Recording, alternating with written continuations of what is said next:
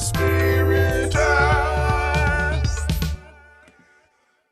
Oh, greetings, sweet angels. Greetings and salutations. Welcome, welcome, welcome to another episode of the Edible Spirit Hour. This one coming at you on All Souls Day, Dia de los Muertos, Day of the Dead.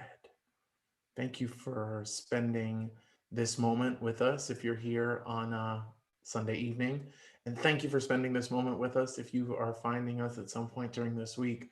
We are indeed here for you. This is a show that's dedicated to healing.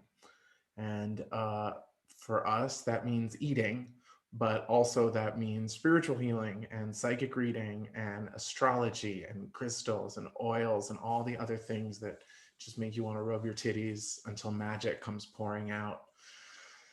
We also we center healing by featuring healers on this show. We have a very, very cool healer with us this evening. Kiki Eberhardt of Kiki and the Cosmic Egg is with us tonight, and it is their birthday. So they're joining us this evening on their birthday, which means they're a Scorpio. Edible Spirit's birthday comes up on the 18th. Well, Michael's birthday is on the 18th of November. And then the rest of us that are moving through this space here with you, we are timeless and infinite, as are you. So don't get it twisted. Meanwhile, we love to start this show with what we call the F Me Update. Just a little check-in with where we're at, where we're going, both astrologically and culinarily. All Souls Day is typically a day for honoring the ancestors, right? For creating, well, it's the day when souls roam free about the earth, as opposed to All Hallows Eve, which is the night when those same bitches are roaming free. The veil is thin. That's something that gets dropped a lot around this time of year, around Halloween and also All Saints Day or All Souls Day.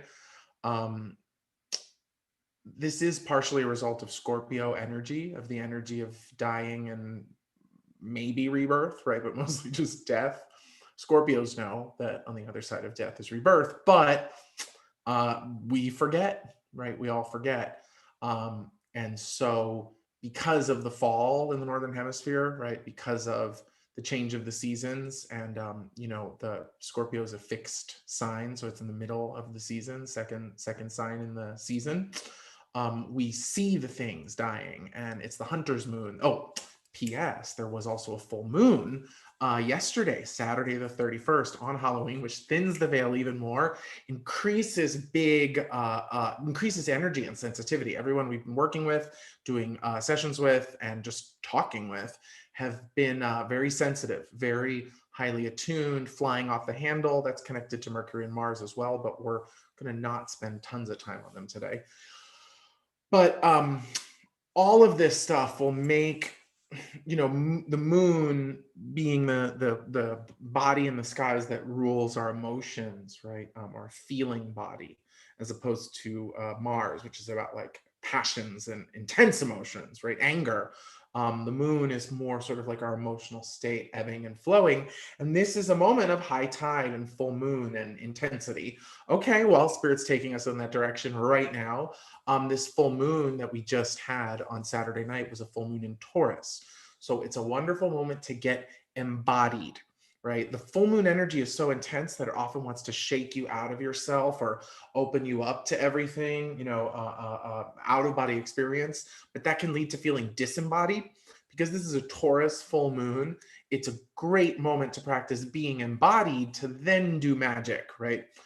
So it's the difference between like, sure, you could, if you're making an ancestral altar for the Day of the Dead, you could meditate until your eyes are crossed and you feel like you're floating, and then make offerings to the ancestors.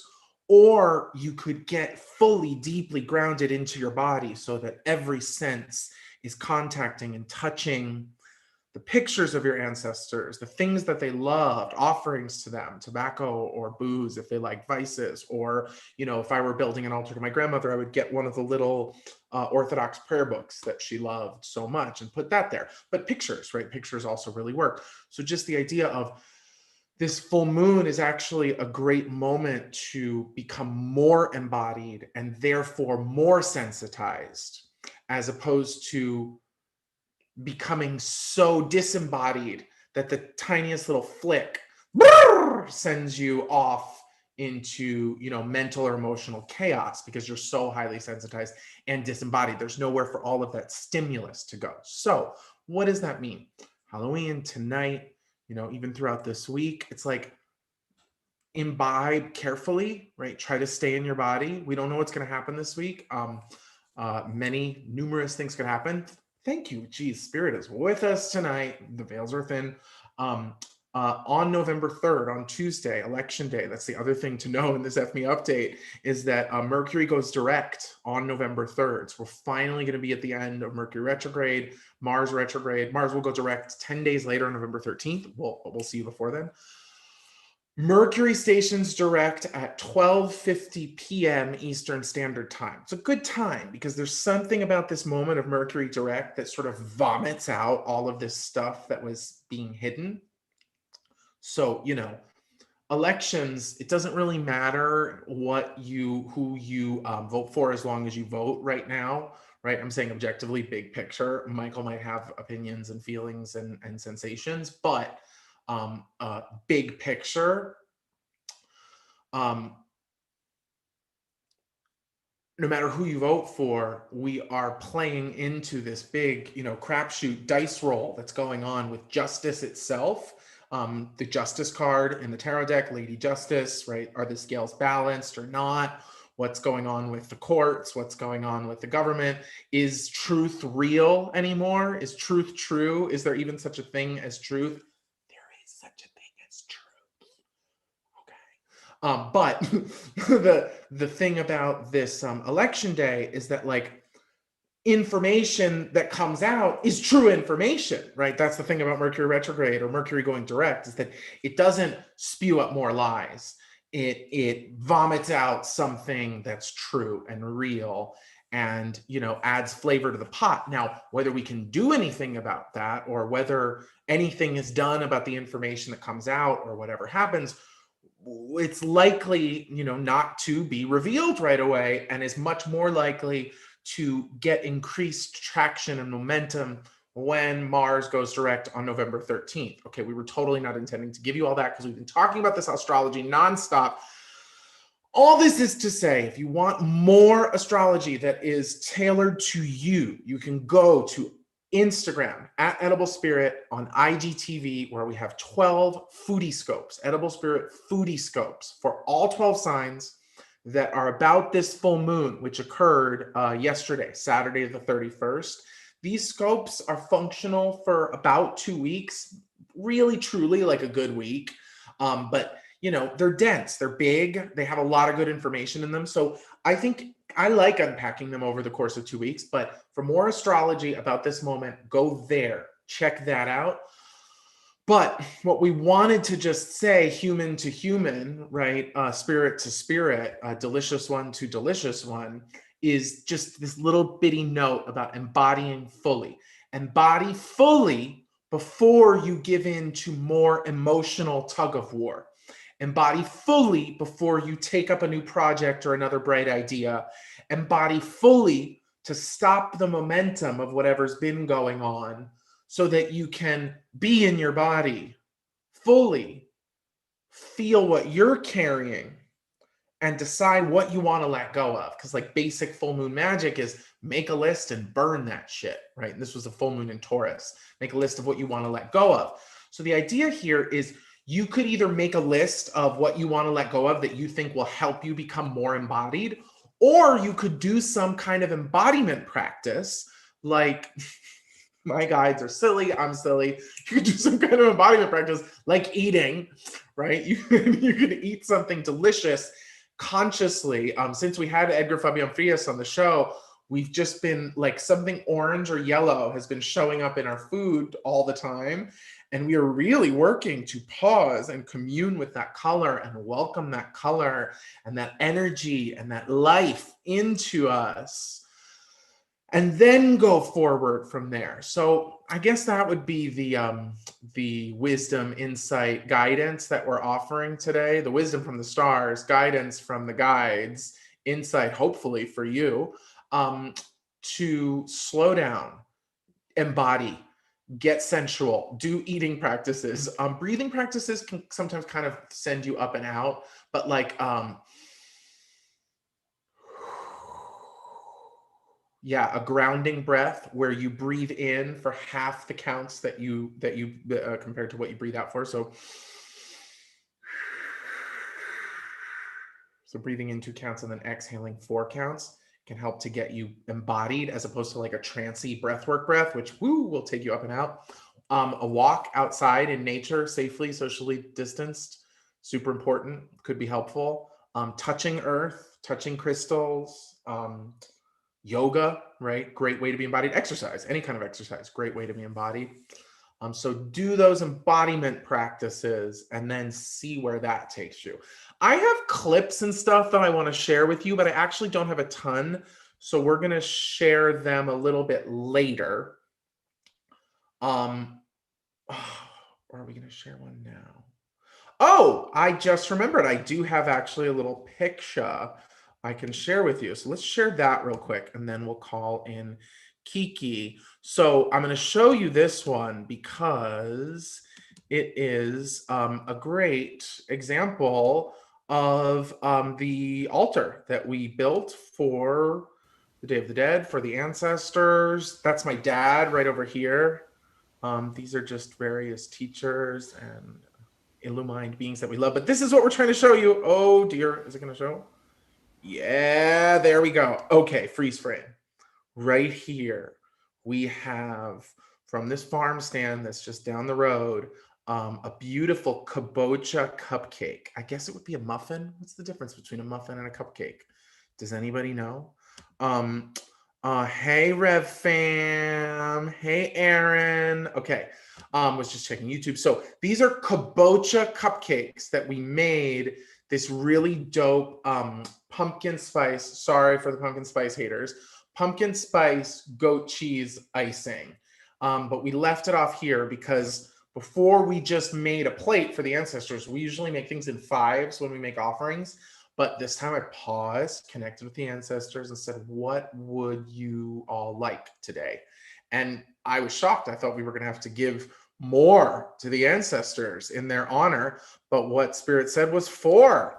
They said 4 is enough. So those are basically, Rev Fam comes in for the win. That frosting, my dear, is the difference between a cupcake and a muffin. Thanks, Rev Fam.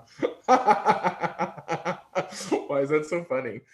Okay, so that's the story with our Kabocha cupcakes, Kabocha pumpkins, and our altar that we built. But let's get to the real ones who actually know what they're talking about. We are welcoming in, oh, so excited. Okay, Kiki, is that you? Let's get this rolling. We're going to make sure we welcome them in. Ask to start this. Hey! Let's make sure you can hear me and I can hear you. Hear me?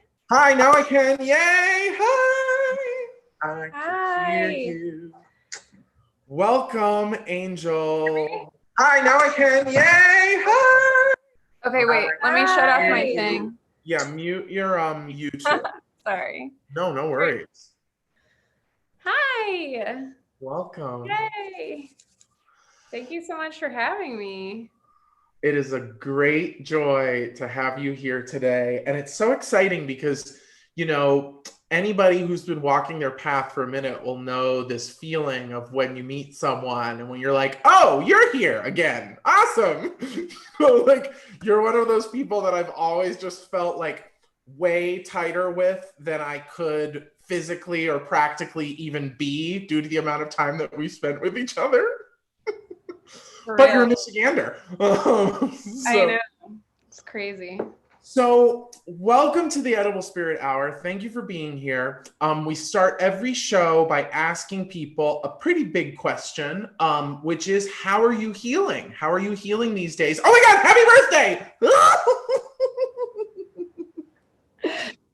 Thank you so much. How are you healing today on your birthday? How are you healing? You know, this is a big, I actually was, of course, born under a Taurus full moon. Mm-hmm. You know, it's a big day for me because I repeatedly get triggered every year at this point because I'm an adopted person. And so, like, very primal in my body, I feel this abandonment come up for me. Mm-hmm. So I do a lot of breath work. And honestly, I try and surround myself with just loved ones. Mm. And that includes also the departed, and it includes animals and plants and all the life, you know? So spirit realm, all the realms, yeah. And I just like to connect in. Also, taking a fucking bath. That's my jam. Really works. It really works. But I'm pausing for a moment because I'm feeling all of these energies entering into you. And you were just watching the Taurus full moon, channel that was coming out during the YouTube thing. And I think it's just such an incredible thing that you've just shared with us, right? That you feel when embodying on this day a tremendous amount of abandonment and emotions, and all of these raw things rise up inside of you. It's like the best example of what happens when you sit under a Taurus full moon and all of those scorpion feelings. It's bonkers, I'll tell you. Oh. It's taken me a long time to figure it out and merge the polarities, but it's just such a great example too, though, about how, I was just saying a second ago too, like breath work can sometimes take people out of their bodies. But if you're doing an embodiment practice that makes you feel uncomfortable in your body, what could be better than a fucking breath work to blast out whatever's not making it feel juicy in the body? And then you can come back into the body and be like, oh, it's more spacious here. For real. Yeah. So I would imagine you've done a tremendous amount of that work. Yeah. Yeah. It's never ending, No, of course. I'm always healing for the rest of my life. So. I was going to save this for later, but I just wanted to know, I know you work with adopted generation.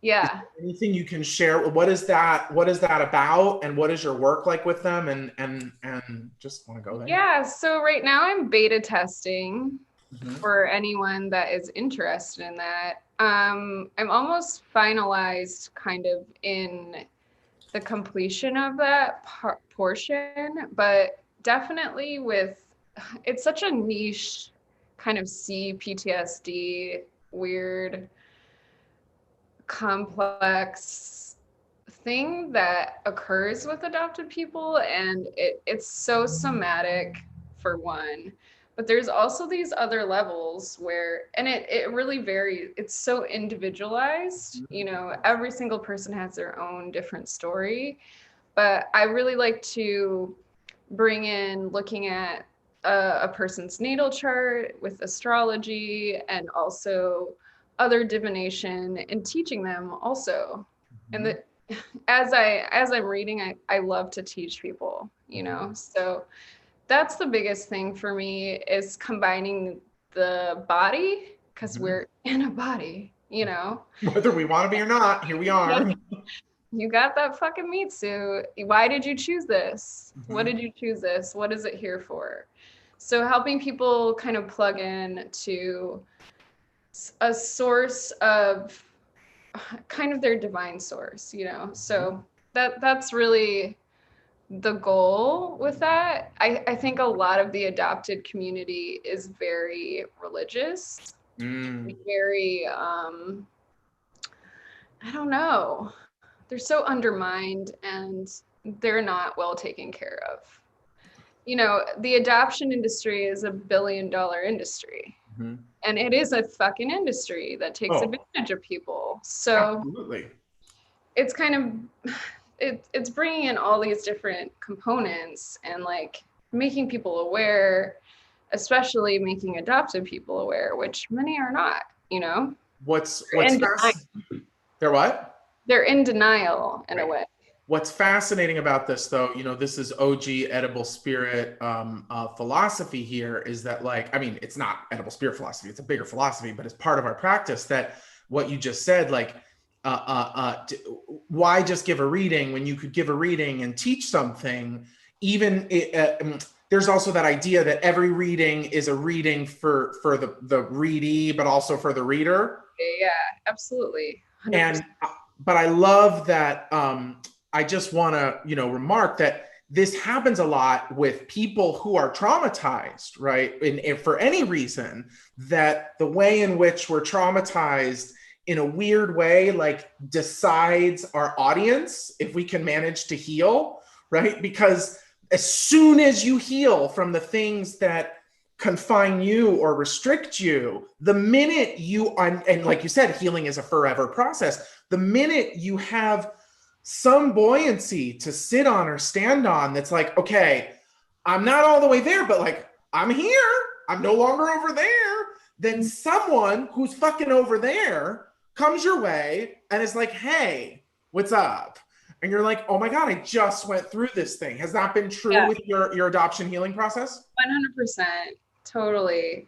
And just with readings in general, I just, whether the person is adopted or not, you know, there's always some resonating factor where a lot of times it'll be like, why is this happening to me right now? Fuck.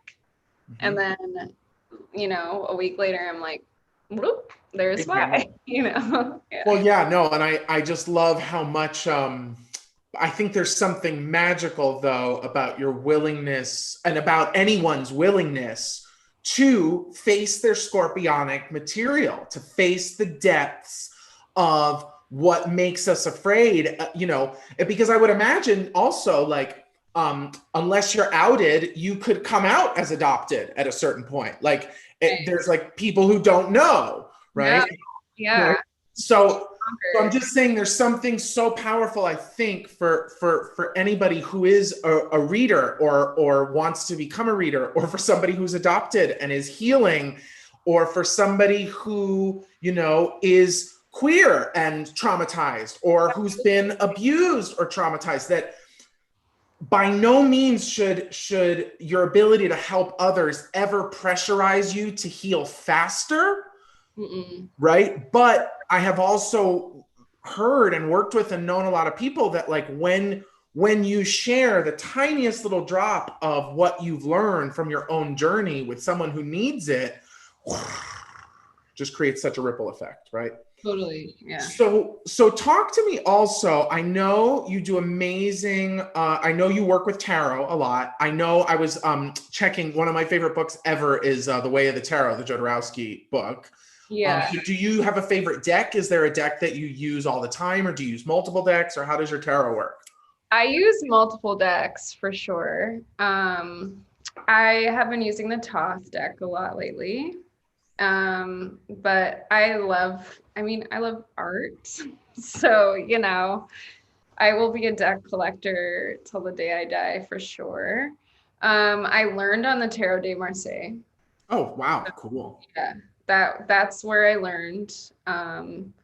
And also, I think pardon me, but I think I just got a hit of a past life for you too, where I was like, yeah, you worked with it right after it was printed. I don't think this is your first time working with it. Interesting. That makes sense. That would make sense. I just tried to share. Keep going. Sorry. Tarot de Marseille started with, and then what? Well, so I learned the major arcana actually from this deck, the Black Power Tarot deck, who Jodorowsky approved, and it's all like, it's got like Eartha Kitt in it and Oprah. It's like It's super badass. I love, but it only has, I wish they would expand it Oh, actually. it's only majors. It's only the majors. Wow. Based off of Tarot de Marseille. So I took out the major arcana from my Tarot de Marseille and put in the Black Power and combined it. And then that's where, I mean, the magic started happening. And then, you know, I have a Rider-Waite. I've never fully connected with it, but I think it's because of the Christian undertones and my upbringing. I was raised evangelist, and anything that triggers me in that kind of fanatical Christian way, I'm just like, I don't know about this. I mean, I have had some clients this last 2 weeks. I feel like everybody I've worked with is like reformed evangelical. Like, I don't know if it's in the air. I don't know if it's the astrology. It is. I've also encountered this. Yeah. And I'm so glad to hear you say that, because really, I think this is a great example of what we were talking about, where it's like, no, it's like, if you've been through some sort of crazy, shameful, and yet like mystical Christian indoctrination, like, you're definitely not supposed to lay down and take that shit. If you have the power to break free, you're supposed to repurpose that, reclaim your relationship with Christ and or Mary, or not, right? Redefine it. You don't have to reclaim it. Sure. But I was actually talking to a mutual friend of ours about how, like, what a gag is it? Wouldn't it be? Oh, and I think we were talking about it on last week with Brandon. Wouldn't it be a fucking gag? Episode, by the way. Thank you. Wouldn't it be a fucking gag if the whole vast Catholic conspiracy was just to convince queers that they couldn't invoke Christ? Oh, whoa. And that's the thing, is like, I'm so glad. So wait, I want to ask one other thing about the Black Power Tarot. That's not fucking coincidental either, because have you, so I imagine you've studied a bunch of other decks and all these other things. Have you noticed just how limited the archetypes are that we're meant to embody through the tarot? Absolutely. I mean, yeah, so my mind I've been thinking a lot about that lately, because of course at some point I'm going to create some sort of deck. I don't know if it's going to be tarot though, but the archetypes are, they're not okay in a way, you know? And I've actually started using Om runes a lot. Wow. I started learning the runes. Amazing. Which it came from when you gave me a reading. Really? Did runes come up? No, but it was about my druid past life or something like that. And then I realized that I was the keeper of the language, which was in part the runes. So I've been studying them hardcore. And there are some rune nerds out there, I'll tell you.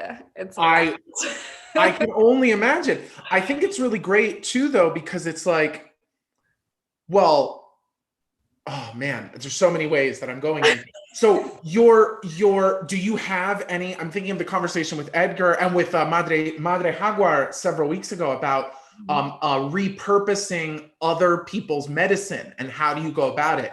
Do you have any like, so this is Celtics, this is like British, pseudo Scandinavia up there, yeah? Yes. And you have that in your DNA?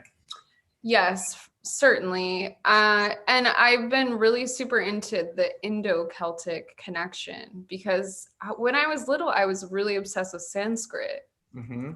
And there were all these connections between the Celtic, ancient Celtic language and the runes and Sanskrit. Makes sense. And those are all connected. I mean, even with indigenous cultures in North America. Cuneiform even, right? Like we're talking like, how do we make meaning out of all this shit? Mm-hmm. Right? So that's amazing. So you've opened up to the runes. And I wanted to ask you this other question based on the archetypes. So I saw this work that I was looking for the video of it, but I couldn't find it, but I could find this one video that I just want to share with everybody to give a little bit of a sense of how you put ritual together. This looks like it's this one is about the tower, right? Yes. So you're calling in the tower. What I remembered was this one that you sent out that was reclaiming and repurposing the archetype of the emperor, right? And is that what these rituals are? Oh my gosh. And there you're building the tower.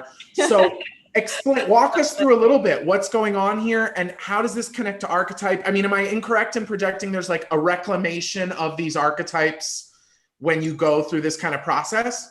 Yeah, so this one, I mean, for me, it's not necessarily a reclamation. I feel like those energies are there and I feel them. And I'm kind of directed very much, like connected in with divination and my guides and the Akashic records and just different formats, you know. So for this particular one, I mean, I'm just simply asking to redirect the valuation of sexuality. Woo! especially casual. Just, you know, a little cash. Yeah, so I'm asking for people like Melania or even Trump himself to really I'm asking for people to connect deeply in with their sexuality and place a higher value on it. And I think that's a huge key to the shift that we're in now with our Pluto return in North America and USA. And well, yes. And all of this is Scorpio Taurus stuff too, right? Absolutely. You get embodied, connect to the scorpionic raw sexuality within your body, and then you can kill or transmute or transform all that is repressive or oppressive and experience some kind of greater flow.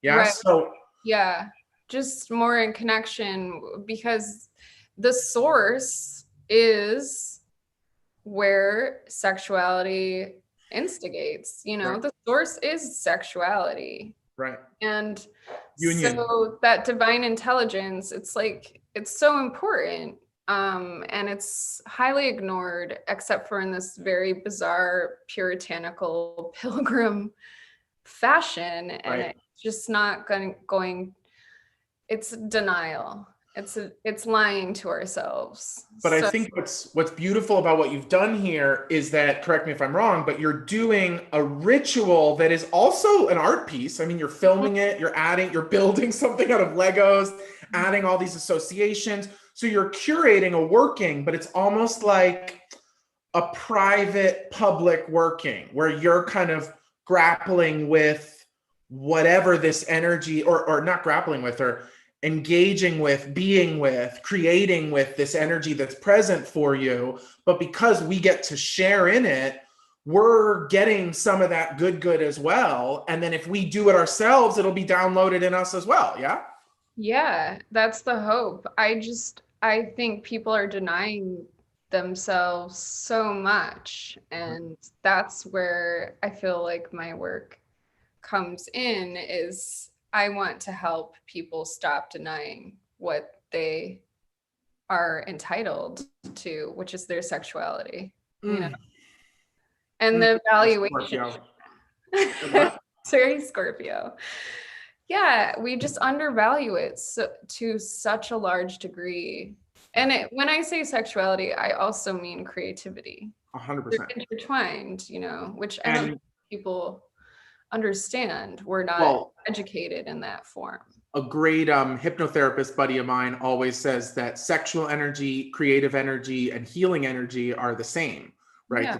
They're exactly the same thing. So I'm going to ask you, when you work with people. Oh, wait, one thing about the tower and then about the work. So then the idea about the tower, or I especially loved what you were doing, this one clip I couldn't find about the emperor, because the emperor is such an unquestioned archetype in our world, right? That of course we want the grand poobah standing on the earth, dominating it, raping it, pillaging it, you know, grabbing it by the whatever, right? That's a ruler, right? But it's like, oh, and I think if we don't stop and question, and if we don't stop and be with, then we don't actually question those archetypes. And one of the functions of Uranus, which is conjunct this full moon, right, is to blast out old patterns so that new archetypes can come in, so that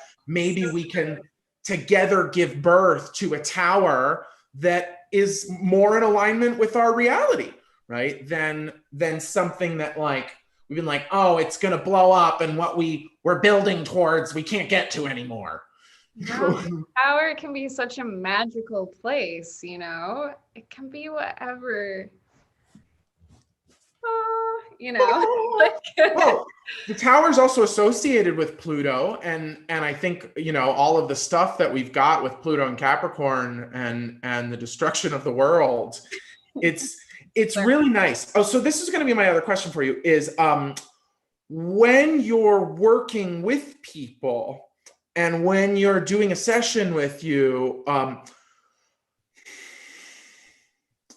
how does death, rebirth, shadow stuff, all these kind of scorpionic elements, how does that fit into a session? And also this idea of embodiment and like you know, how did you put it, you know, clearing connecting people to their birthright, their sexuality, which is source, right? So when you say that, I think removing everything that's not source, or calling it up so that we can look at it, so that if it doesn't need to be here, you can kind of kick it to the curb. But talk to me a little bit about how the practice interfaces with people and their body and death.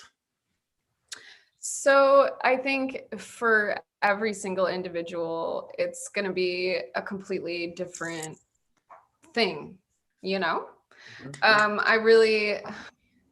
I do look deeply into the natal chart, and I personally feel it's connected to your DNA. Natal chart. That makes sense. Yeah. Because it's kind of like code. It's a code. It's code. It's all code. And we don't know how to break it down yet. I do think in time, I think we knew. And I think certain people do know, or certain cultures, indigenous cultures in particular. So I'm getting off track. So, well, not necessarily. No. So I have to gauge the person, right? Because some people are uninterested in their past lives. Although now that I'm saying that, I'm like, everyone that I've done a reading for is saying, no, wait, tell me about it. So yeah, it really, it's about being, I think, gentle and listening a lot to what people need. And just listening, hearing them, asking the right questions. And in regard to death,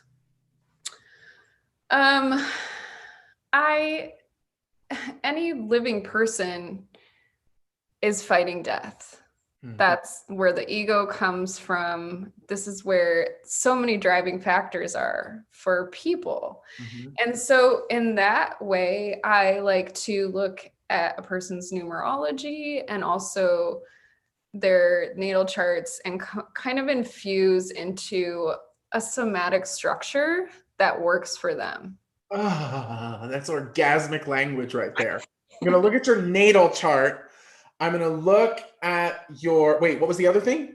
Numerology. Your numerology, right? I look a lot at Tantra. I look at their Tantra structure and then segue. Somatic experience. Yeah. So I will prescribe them somatics, and then check back in with them and be like, how did you feel about that? Did it work for you?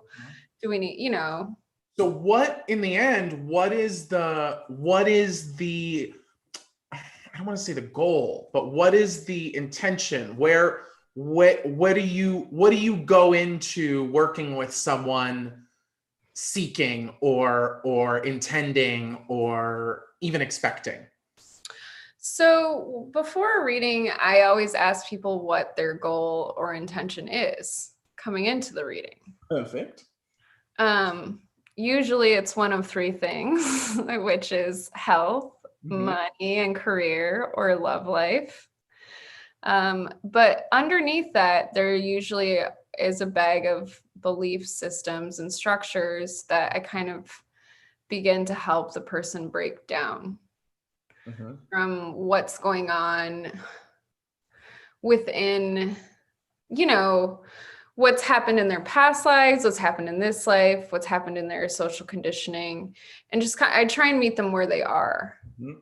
So it's really about that for me. And yes, but again, that's a beautiful force of death, right? Let's break down structures that, this is the Capricorny side of things, right? Or the Saturnine side of things. Let's find structures that once supported a beautiful soul and living body, but which now have become calcified and or atrophied, that are ready to expire and, welcome a new life.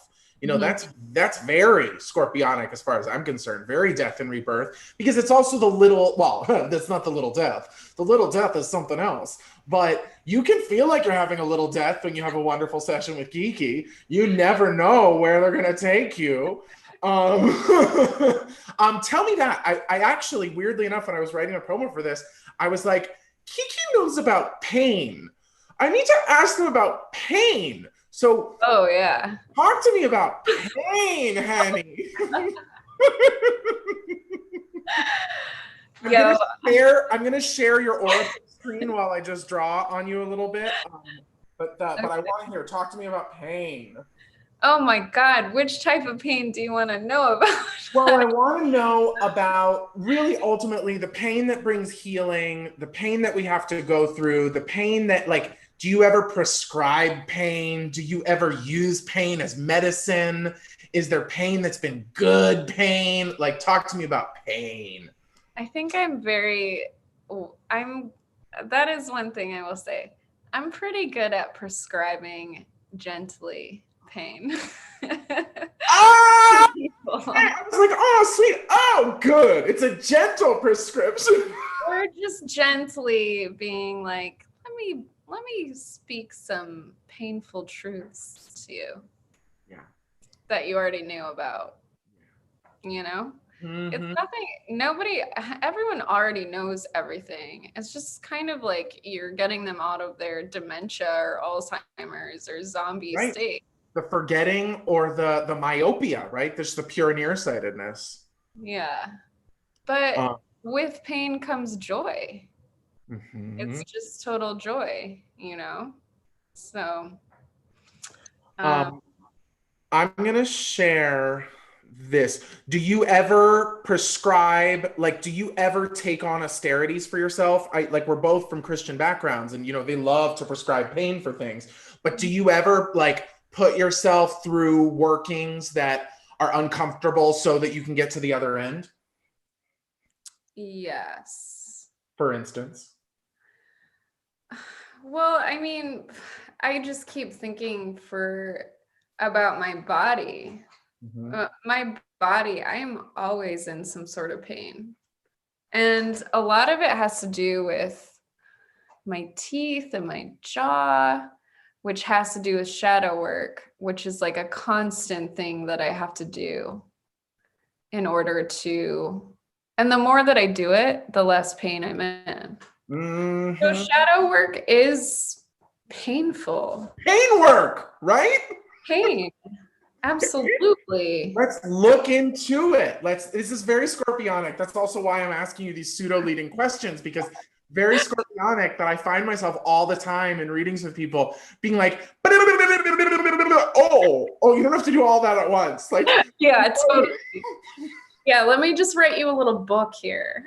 no, it's like, I'm like, yeah, no, just rip the Band-Aid off, rip the skin off, just cut down to the bone, just get it over with, it'll be fine. Yeah, and there's also a thing where I sometimes will feel people's pain. I will feel somebody's physical pain, or I will feel something that happened to them as a child a lot of times. It makes And sense. that is definitely a weird thing that happens. But I think, Kiki, personally, from my own experience, I try to wonder, like, why am I such like a burly ox of a human being? I think it's because I had to be able to sustain a lot of physical pain, physical shame, feelings of undeservedness, all of these emotions for long enough to be able to get here with that much sensitization inside of myself so that I could then be of service to others. And that's what I would just say. I mean, why I think you're such a baller is because you've felt all of this stuff. You bring this stuff on. Doing shadow work is basically a jumping into the void, or like, it's like, it's kind of like cutting without using a razor implement, right? You go to get down to the hole. I used to have that trichotillomania too, where I would like have an ingrown hair and I'd be like, no, it makes perfect sense to get a safety pin and get all the way to the follicle at the base of the hair. Scorpios know, Henny, right? Virgos kind of know too, but Scorpios definitely know. But the whole thing is that then when you do that, like your body, even though your body hurts, well, Kiki, your body, my body isn't necessarily here to just luxuriate in this lifetime. I know. It was to be so deeply sensitized to all these fucked up things to then bring them on more so that we can do our shadow work, so that when someone looks you in the eye and goes, this is what happened to me, or when they don't even look you in the eye and say it, when you feel it happen to you, how else are we supposed to get to a place where we can turn to someone and say, I literally feel your pain and you're going to be okay. We can do this. Let's get into it. Yeah. I got to offer this to you because I want to make sure we can get to our callers today. But I think this is where we're going. There might be a couple more things in here. Yes. Interesting. So it's a very this is the AuraPics portion of our program where we offer you a reading. We've been vibing with your vibe this whole time. We started drawing a little bit off camera, dropped in the share to show everybody what's what here. This is offered to you by way of healing in gratitude for all of the work that you do at this time and in all the other times and timelines and dimensions. So thank you, thank you, thank you. Thank you so much. By way of offering healing here, the first thing that came in were these 4 streaks of yellow, right? These guys here. And the yellow in this practice implies a learning through conflict as opposed to a learning through theory. And what's interesting is it's most definitely coming from on high, but I'm not getting any colors of guides here. So I actually don't think this is about guides or ancestors. I'm reading this as coming from your higher self. Okay, so from the higher self is being beamed these sort of conflicting energies. So it's almost like your higher self is guiding the shadow work right now, because higher self is impulsing you with fiery, conflicting, unpleasant feelings, energies, even experiences all along the left side. So this is not about what you're trying. Are you a righty or lefty? Predominantly. I'm a lefty. You are good. Okay, so then this is all along your left side. So this is all about your higher self is trying to make it so that you are not pushing towards experiences that are not for you, that do not serve you, that you do not need. So I would say trust yourself here and notice when little kind of landmines go off on your path, that maybe this is not a moment to push past them, but to be aware of them. And this has been the theme of Mars retrograde for us since the beginning. How badly do I want to proceed here? I got to really, really want to go forward down this path if there might be another landmine on it. Okay, so it's like the landmines keep going off all over the place. Conflict, conflict, conflict in order to teach you something. This is really cool. I also was getting to read that it was a seed pod of sorts. I thought cacao, right? That it was a seed pod that you're emerging from, not a chrysalis, right? This is a seed pod. So maybe that means something to you. Particular moment when a seed pod, when something emerges from the pod, right? Like when the pod cracks open and all the little fluffy things go all over the place. That's the moment we're in. Dispersion, right? Woo, seeding.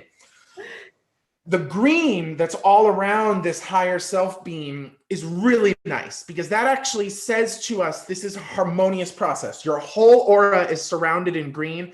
That almost never happens in this practice. That Spirit's like, start by surrounding the whole aura in this. So this, again, no tea, no shade, not just taking off of what you said in the show. This does look like a self-initiated process. Like this looks like you've brought all of this on yourself in the best possible way. It's harmonious. You're getting conflict, right? Brought into you. Then we go to this indigo stuff that's all around your guts, okay? Mm-hmm. The indigo stuff around the guts is teachings, wisdom teachings. So I think what this is doing is that higher self is throwing landmines on your path around people, places, things, and projects to be like, do you really want this? Do you really want this? And then the question is not what would Jesus do, unless that's your teacher. The question is, what would my teacher do? What would Yodo do? What would Dorowski do? WWJD, let's reclaim it.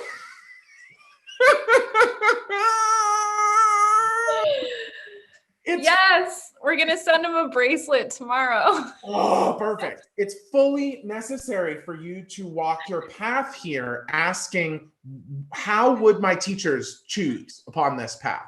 As opposed to, how would I choose? Or what do I need to do to spread my seed? Okay. Because what's interesting here is we'll go to the purple structures last. But right now, the red structure around your hand, it was very diaphanous. There's a little bit of guides pink in there, but this actually is an intense color. Red is usually a high stakes situation where you kind of got to deal with it or not. And we would suggest like deal with it as opposed to not dealing with it. This actually says like, it's very important for you to learn how to accept things, right? To learn how to accept. And what's beautiful is that this whole other larger process is being shown in the purple around your shoulder, midsection, and knees. These are all the structures that support your voice are changing. The structures that support your choice are changing. The structures that support your ego, your sense of self, and who you get to become now in this next phase, all changing. Right? So there's a certain element here, and the structures, they're transforming completely. So you are being reborn. I would just say that this hand is saying, you don't have to do this alone. You don't have to be completely responsible for your rebirth. It's gorgeous. Know your fucking family. Know who your family is. Count them dear among you and accept help from them, if only them. Accept help from them. And even in this case, if you consider them family, you're also allowed to ask for help from them. It doesn't just have to be about accepting. But it seems really important here that you know, as you emerge into this next phase of your existence, being as generous with your spirit and your soul as it seems like you're trying to be, you certainly can't make choices the way you used to make choices. You have to make choices in a new way. I always just say subcontract that shit out. Don't make your own choices. Make choices as though you're Kuan Yin or as though you're, Baba Ram Dass. Like, who cares? Just ask what would they do? Or in this case, what would Yodo do? Right? Channel that shit. So again, just backing up from it, it seems if you see the symmetry down the middle and then notice the asymmetry of it, it seems like this is a higher self phenomena of invoked transformation that is working itself out, right? Along this kind of symmetrical axis. So the beautiful thing about it, though, is that it's all surrounded in this green, which means it's full of harmony and wonderfully balanced. And that's your AuraPic. Wow, thank you so much. You are so thoroughly welcome. So cool. We only have like 5 minutes left, so I want to at least get one caller in. So I'm going to bring them in and see what they have to say, okay? Yeah. Okay. Sounds good. Hey, Nan. Hi. Hi there. Let's see. Hi, Nan. Hi there. How are you? Woo! Good, take a moment. Hi, Nan. Hello? Hi. Can you hear me? Yes, I can hear you. I need you to mute your YouTube, but I also want to know if you have a question. Hi. Yes, I can. Ah, Perfect. okay. Hi. Hi. Thanks for joining. Do you have a question for Edible Spirit or for Kiki? I hadn't thought of a question. I was just hopping on both of these because I kind of thought that's what we needed to do. I'm very glad you hopped on both of these. No, because we had a few more, but you're with us. You're our RBD. So if you don't have a question, we can dive in, and I would ask Kiki if Kiki has any way they would like to dive in, or we're just here to offer you some guidance or insight or reading of any kind. Yeah, Nan, I think you should ask a question. That's a good one. A question for me or of you? For you. You ask a question for me. Yeah. I think just direction, because the craziness that's going on in the world and just life changes for me. I'm having to move because our landlord wants to move back into our house, and I'm not working because I got sick, and doing I just did a training for end of life doula stuff, and Amazing. yeah, it was pretty cool. And so I'm wanting to go in that direction, but just uncertainty of how that's all going to work out for me. Okay. So maybe some clarity. Absolutely. What you got, Kiki? Well, I'm gonna grab one of my decks. Fantastic. I pulled a card for you, Nan, from the Marcella Kroll Sacred Symbol Oracle deck, and look at that. It's the full moon. Nice. So I actually just want to read that for you as just to trust that this is definitely tied to this moment of full moon, and that we're heading towards Mercury retrograde, Mercury going direct on the 3rd. So know that this is a specific window. I would honestly say, like, focus on getting to Wednesday and then make big decisions, right? Like, you don't want to make big decisions during Mercury retrograde anyway, but this just leads me to believe that this is a crazy moment, so that like we were saying in the show with Kiki, you can get more embodied, be where you are, prioritize really specifically what needs to be done, because something's going to have to get shaved off or shed or even sacrificed in order for you to move forward. So I would just say, try to figure out what you can cut away so that it doesn't have to cut away for you or from you. You see what I mean? Okay. Okay, that's my 2 cents. Yeah, so I pulled 2 cards. Thank you. So you have the 8 of Swords reversed and the Devil reversed. So this is a big letting go. Like a big fucking one. So I would just say, I would make a list of what are the things that you can be grateful to let go of with this household that you're in? Like, what really annoys you about the place, kind of? And what do you want to call in? Because you still have a window of time here to call in a place better suited to your needs as you are becoming, or you are now. So who your present self is not who your past self is. So, and then where are you obsessing? Like where are you obsessing? And try and notate that for yourself, I think. Okay. And just like, I mean, I'm going to say shadow work. It's like, it's time. You're about to clear a lot of blocks that you don't even realize I think are there. Okay. Yeah. That'd be good.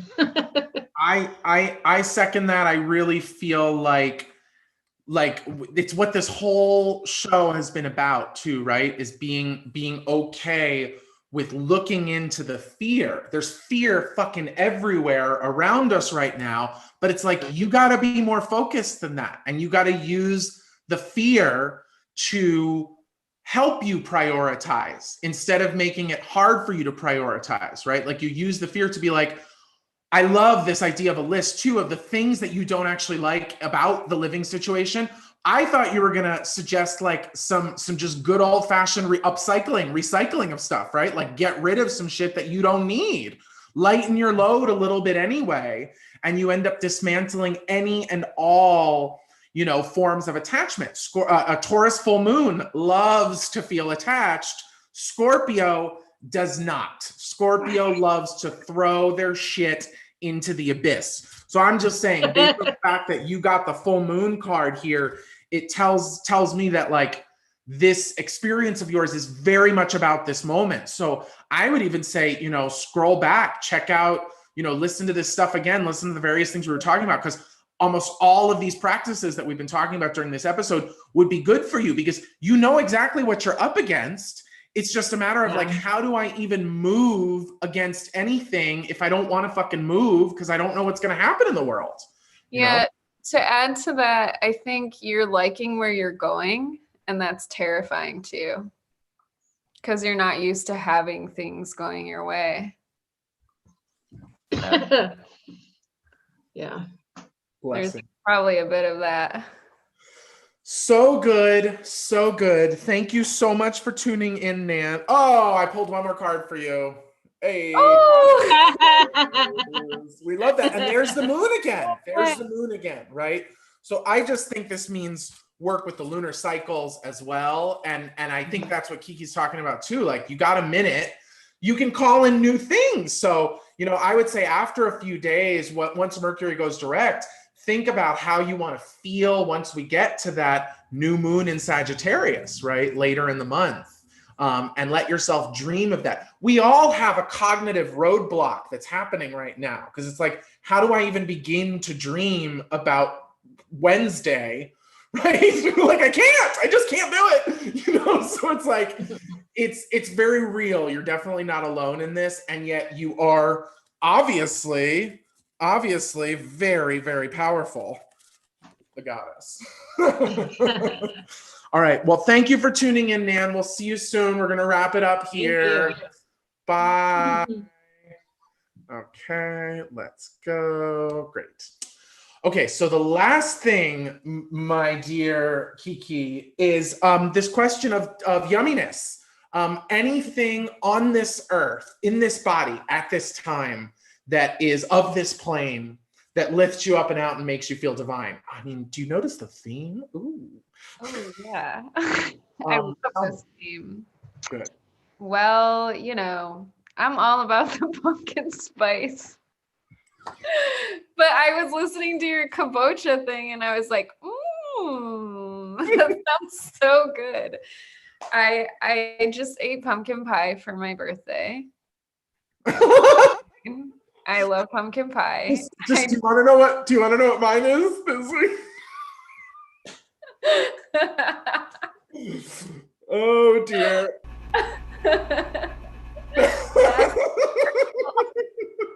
So we are in good company. We both chose the pumpkin pie situation. Love that. Well, I think it's nice to see though too, because Scorpio's connected to orange and pumpkin and this time of year, and some of those gourds look like big old schlongs, yes. So maybe I'll just offer as a parting prayer from myself and from Kiki, unless they have any objections, that this week be embodied, sensuous, fear-facing, heart-opening, light-filling, optimism inducing, clarity creating, and may all of this be supported by deep, sensuous, fearless embodiment as needed, as willing in this moment, so that we may all share space and time on this plane in love. Yes. Amazing. You are an inspiration. Everybody who's watching, you gotta go work with Kiki. They really do, those who know, throw down for their readings, and there's some experiences, so get in there. And then also, yeah, there'll be links posted on the Edible Spirit link tree, as well as in the YouTube comments after this, just some links to various to the Maha Collective, of which Kiki is a part. Really fascinating stuff that's going on there. Information about 5-minute beach cleanup that people can donate to, right? Which is a project that you work with. Yeah, or you can just go clean a beach by your house. I thought it was only by you. Water. Oh, They're no. It's all over. Just cleaning water. Cleaning the water. Being sovereign to the water. That's it. Pretty amazing. It's really easy to pick up trash in beautiful places. Yeah. Maybe be able to do that all across the earth. All right, well, let's just wrap it up here, my love. Thank you so much for joining us. Thank you. Thank you for having me. You are so very welcome. And thanks to everybody for watching. You can find out more at ediblespirit.com or on Instagram at ediblespirit. Definitely check out your foodie scopes for the full moon situation that we have going on. Kiki likes the foodie scopes. And we will just shout you out with one last little flourish. Thank you all so much. We'll see you next week, every Sunday at 8. The Edible Spirit.